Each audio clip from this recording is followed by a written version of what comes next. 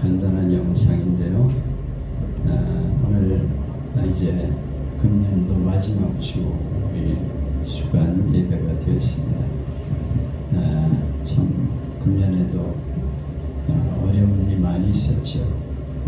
성남 소방교회로 예배지를 옮겨서 한 2년 예배를 거기서 드리고, 또 이제 코로나가 좀 해제가 되면서 이곳에 와서 다시 예배를 시작했습니다.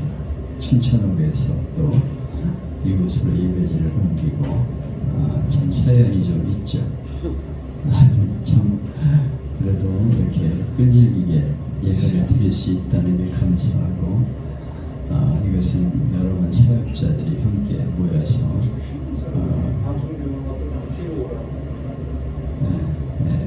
모여서 같이 예배를 드리기 때문에 가능하죠.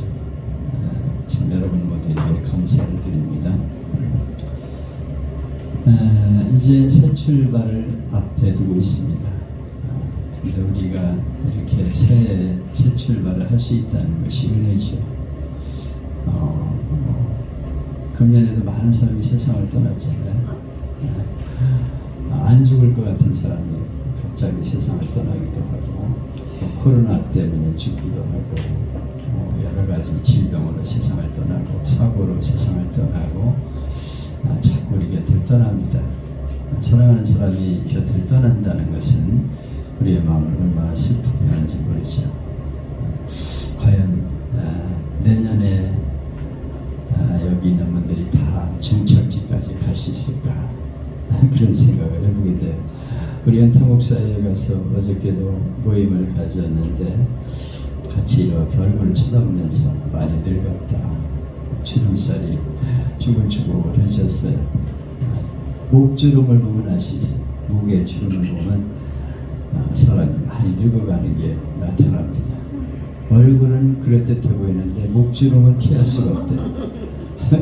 아마 목주름을 없애는 수술은 안 하나 봐. 핏줄이 많이 가 있으니까. 그래서 목주름을 쳐다보면 참 많이 늙었네, 1년 동안 많이 늙었네, 이런 생각을 해보게 돼요. 그래서 이분들이 또 앞으로 얼마 동안 같이 있을까, 이런 생각을 하면서 괜히 안쓰러워져. 그래서 옛날에 만났을 때 탱탱했던 사람들이 저렇게 늙었구나, 이런 생각을 합니다. 우리가 새 출발을 할 때 이제 출발이 중요하죠. 하나님이 기회라는 새 장을 열게 해주셔서 내년도 열심히 복음을 위해 달려가는 우리가 되어야겠습니다. 아멘. 결국은 우리의 삶의 종착역은 천국인데, 그 나라에 가서 상을 받는 것, 그걸 위해 사도 바울은 달려간다, 이렇게 말하고 있죠. 하나님이 국각지교회를 이곳에 세우셨는데, 이 일을 위해서 우리를 부르시고 이곳에 보내셨어요. 이 일을 위해서 우리는 달려가는 것입니다. 그래서 주님의 눈에 콩깍지가 씌워서 주님을 바라보는 사람으로 만드는 것이 우리의 목표입니다.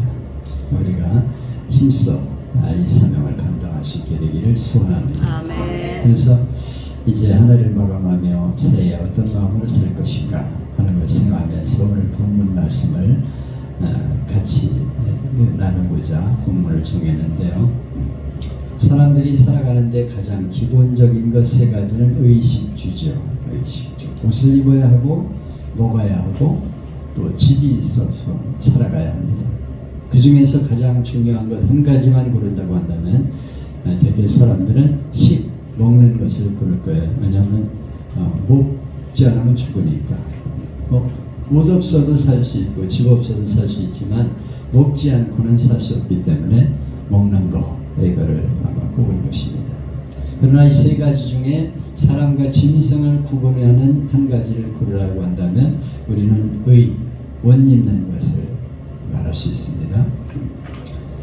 짐승도 인간과 똑같이 먹고 거처를 정해서 잠을 자지만 옷은 못 만들지 않는, 아름다운 옷을 지어 입는 짐승이 어디 있습니까?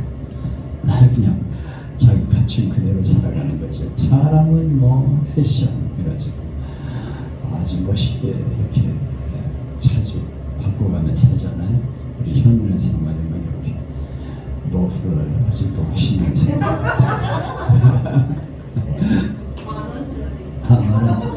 액수가 문제 가지고 액수가 문제 가지고 이렇게 옷을 코디해서 예쁘게 이렇게 자꾸 차려서 입고 살아가는 것이 사람의 특징입니다.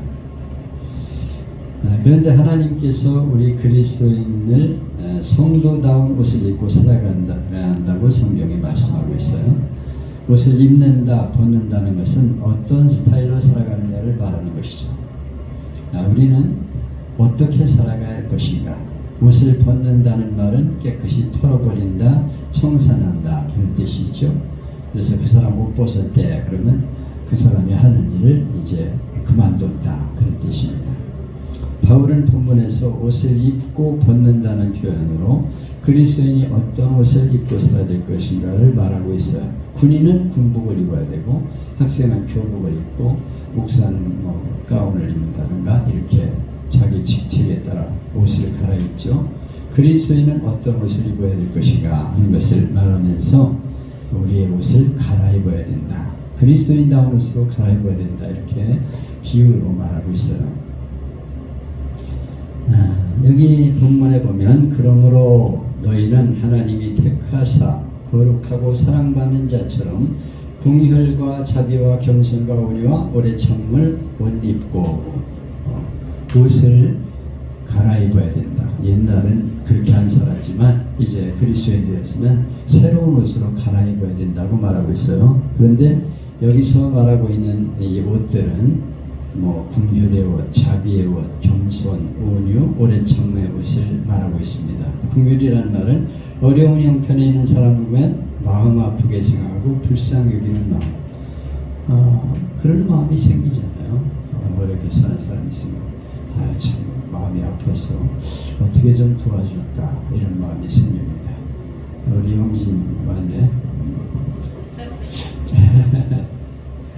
그리고 자비는 자격이 없는 자에게 베풀어 주시는 하나님의 은혜, 그걸 말합니다. 자격이 없어, 받을 만한 자격이 없는데 그에게 은혜를 베푸는 것을 자비라고 말하죠. 그 다음에 겸손은 하나님 앞에서 나의 도덕적인 무능을 느끼는 것. 하나님 앞에 나는 너무 부족합니다. 하나님, 저는 여전히 부끄러운 죄인입니다. 이렇게 말을 생각하는 것이 겸손이죠. 그 다음에 온유는 난폭한 야생마가 훈련을 통해 길들여져 있는 상태, 이것을 온유라고 말해요. 그래서 되는 대로 막 살았는데 자꾸 길들여지는 거예요. 하나님 말씀을 들으면서 인격이 변하고 삶이 변하는 것, 이것이 온유라고 말하고 있죠. 오래 참음은 나에게 잘못한 사람에게 화내거나 보복하지 않은 마음, 자비 억제를 말하죠. 옛날 같으면 안 참아요.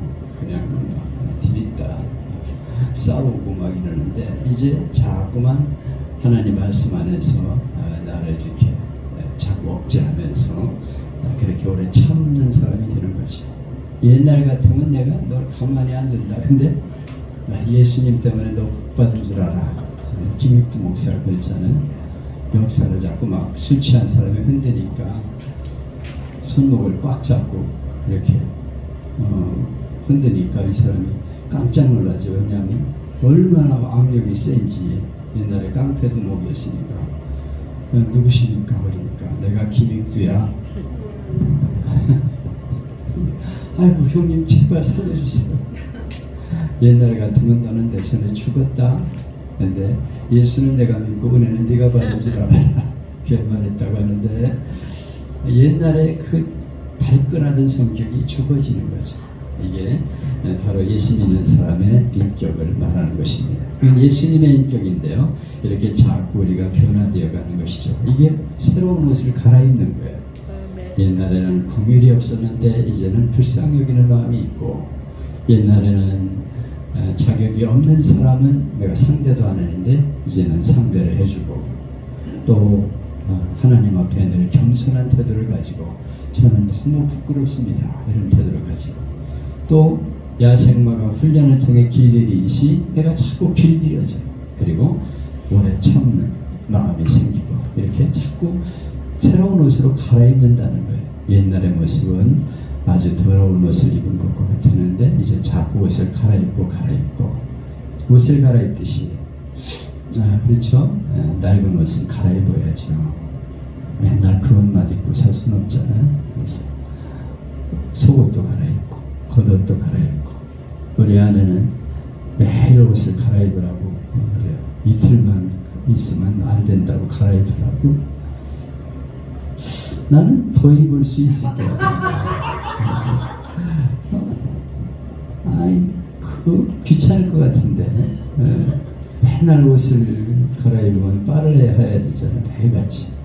근데 우리 아내는 그게 아주 철저해요. 그래서 갈아입어야 된다.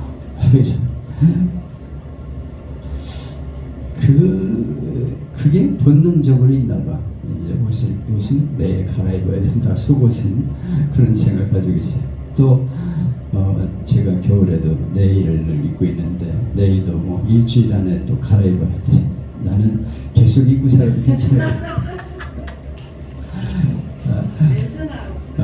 그래가지고 아주 그래서 참 여자들은 천성적으로 깨끗한 걸 좋아하는구나 그런 생각을 하고 매일 시키는 대로 제가 따르려고 하고 있어요.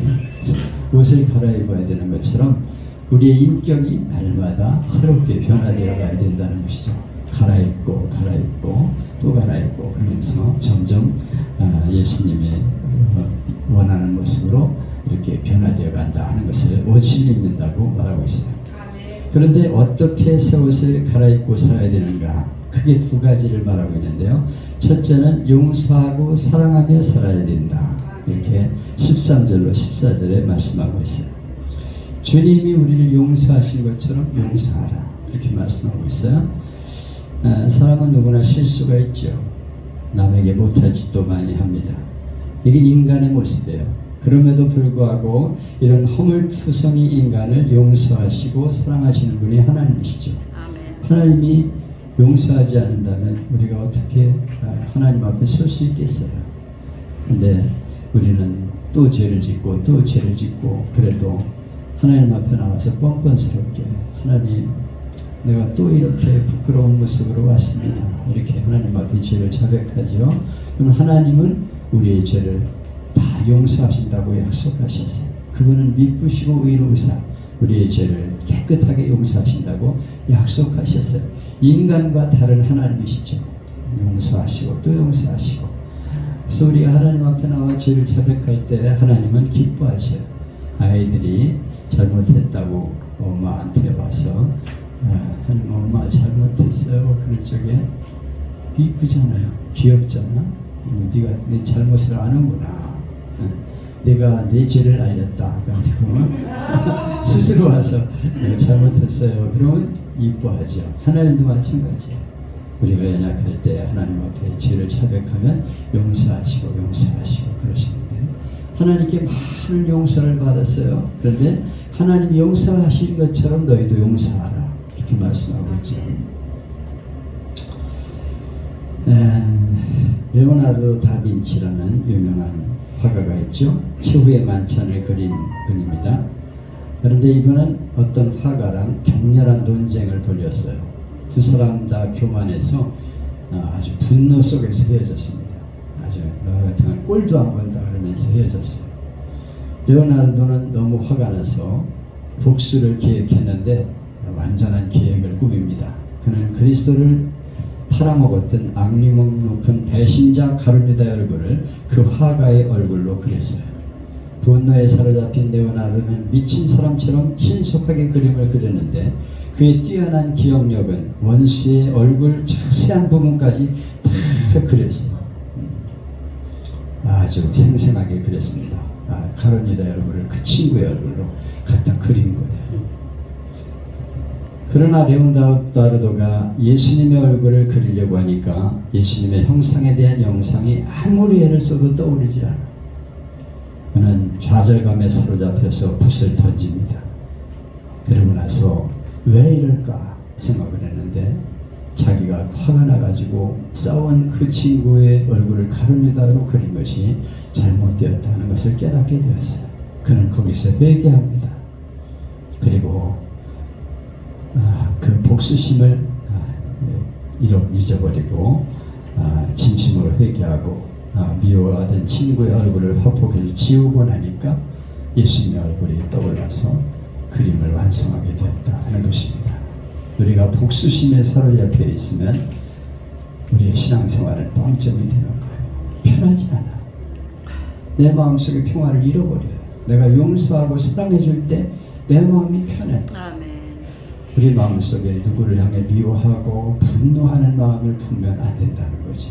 그래서 용서하고 사랑하라 하는 것이 오늘 그 성경의 말씀입니다. 금년 동안 한 해 동안 여러분은 묵은 찌꺼기를 다 벗어버려야 되는데 누구와 미운 사람이 있었다면 용서하는 마음을 가져야 합니다.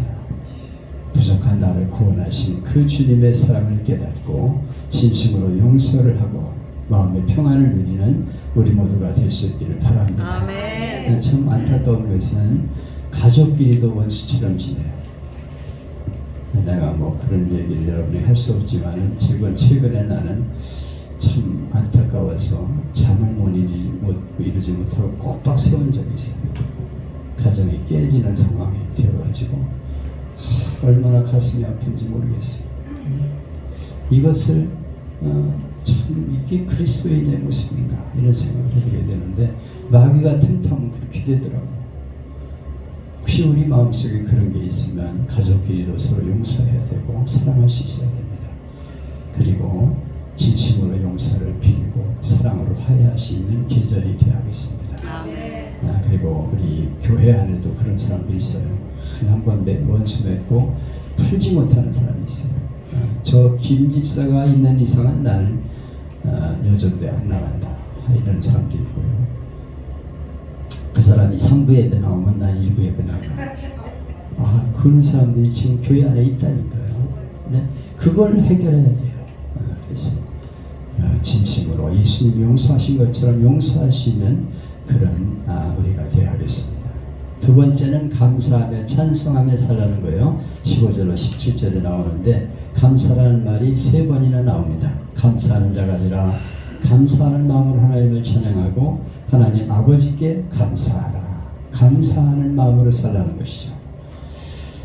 뉴욕 타임지에서 세계를 움직이는 백인을 발표했는데 그중 첫째가 오프라 윈프리였어요. 까만 피부의 흑인인 오프라 윈프리는 사생아로 태어났습니다. 백인 여자가 흑인이 강간당해서 태어난 아이가 바로 오프라 윈프리예요. 아버지가 누군지 몰라. 강간해가지고 세상에 태어났으니까. 까만 얼굴을 가지고 태어났어요. 1954년 인종차별이 심했던 남부의 미시시피주의 지독하게 가난한 이혼모로 사생아로 태어났습니다. 할머니 손에서 자라면서 거의 매일 매질을 당하며 자라요. 아이가 이 흑인이니까 백인 가정에서 얼마나 이 저주받은 인간으로 해서 막 애를 때리고 막 이랬는가 봐. 견디다 못해서 그는 20대 초반에 가출을 합니다. 그리고 마약을 복용하면서 하루하루 지옥 같은 삶을 살아요. 살고자 하는 의욕이 전혀 없어요.